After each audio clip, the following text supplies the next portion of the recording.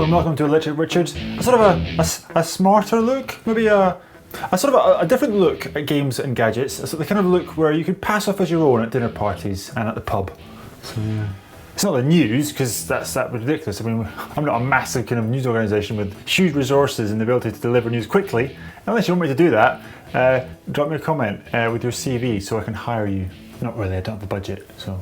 First up, Xbox One. Now, back in the day, back in the early days when Xbox One was first announced, they said that the platform will somehow be open to indie developers. Anyone can make a game for Xbox One. Well, now they've said how they're going to do it.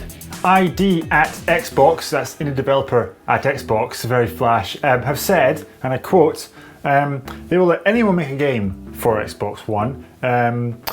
Anyone with a proven track record of shipping games on console, PC, mobile, or tablet. So that limits to, you have to have a proven success before you can. So not quite the rebirth of the bedroom development era from the 1980s that us grown-ups remember. Not quite, no. Still, I look forward to making my own games on the anniversary special edition of the Shoot 'em Up construction kit. If you remember that, that's a callback joke to the 80s again. Yeah. Moving on, Bungie, the makers of Halo, have shed some more light and more details on their upcoming massive shoot 'em up, Destiny. And the question is, how much is Destiny like Halo? Well, it turns out quite a lot actually. First of all, the character animations are very similar, so are some of the weapon categories, frankly. Yeah, and some of the multiplayer, some of it just looks like, it feels like Halo when you see it run. Yeah, okay, there's no matchmaking. I mean, not as we know it, Jim.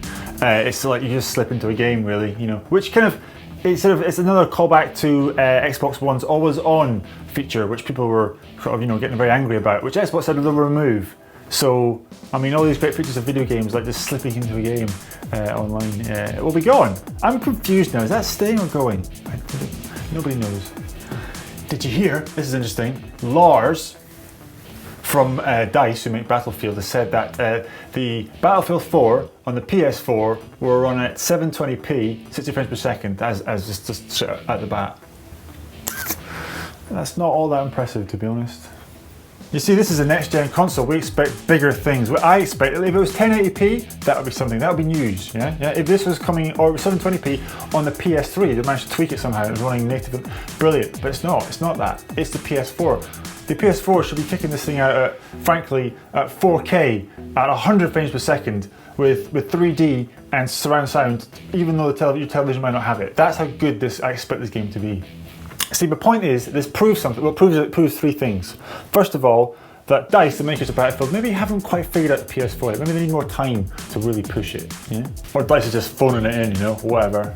Or it proves the PS4 is really just a mediocre next generation console. Like the Xbox One, they're practically the same spec. So this new generation coming in, could be more powerful.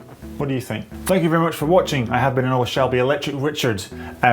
Please subscribe to the channel. Why don't you tweet me? That's a good thing. And leave some comments, because I want to know, do you think I was right? Are you going to pass these things off as your own? Because I think you should, because you would seem smart. See you later.